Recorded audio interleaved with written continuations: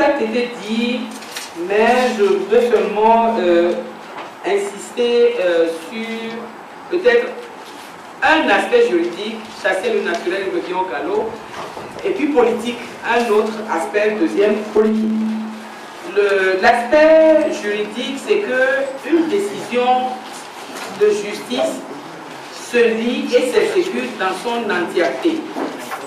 Et tout à l'heure, on ne vous a lu qu'une partie de ce que nous appelons dans notre jargon le dispositif de la décision.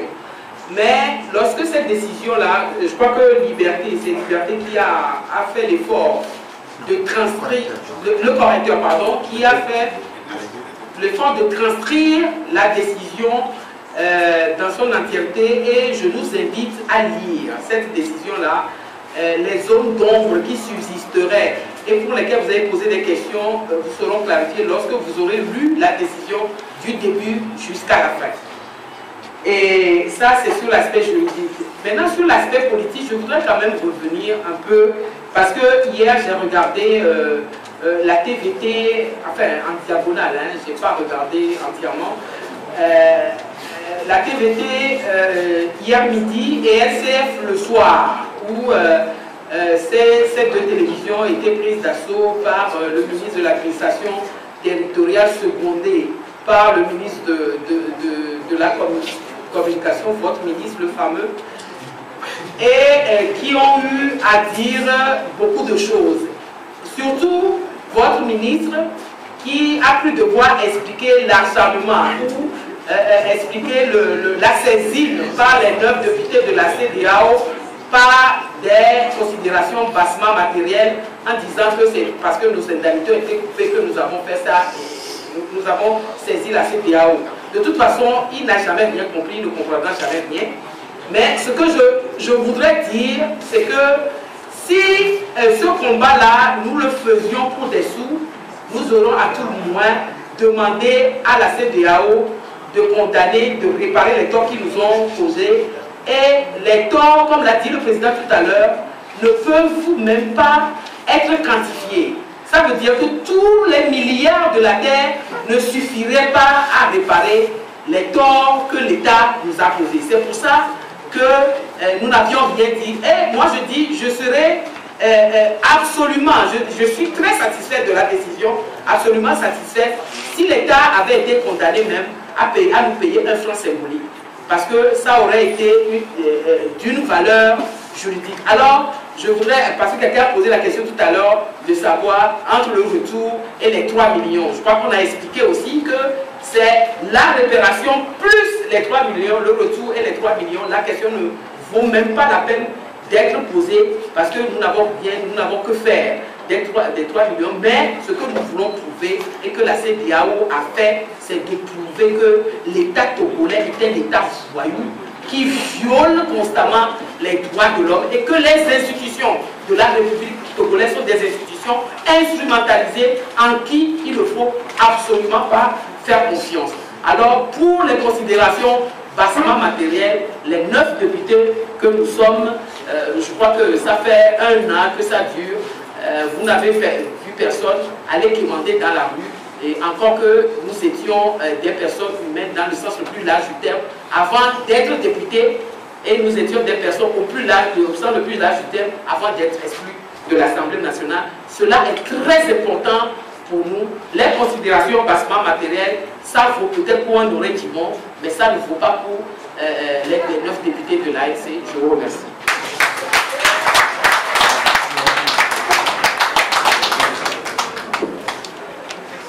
Merci. Je voudrais intervenir sur 2 éléments essentiels.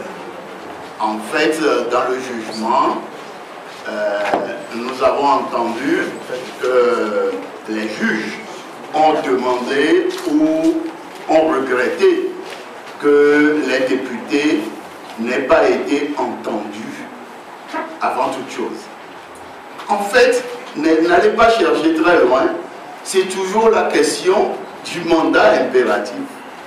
En fait, personne, y compris le député, ne peut envoyer quelqu'un porter sa lettre au président de l'Assemblée nationale.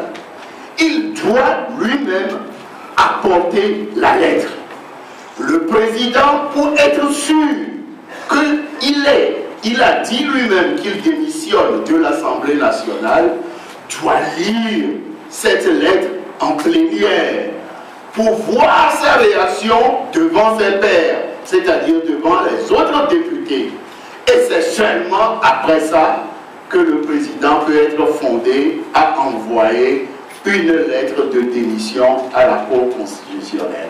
C'est pour cela que les juges regrettent que les députés n'aient pu être entendus, parce que la conséquence serait que le président de l'Assemblée nationale aurait appris de notre bouche ou de nos bouches, comme il l'a appris par la réaction physique de Uroa Kochaniaou, que nous n'avons jamais démissionné à partir de ce moment.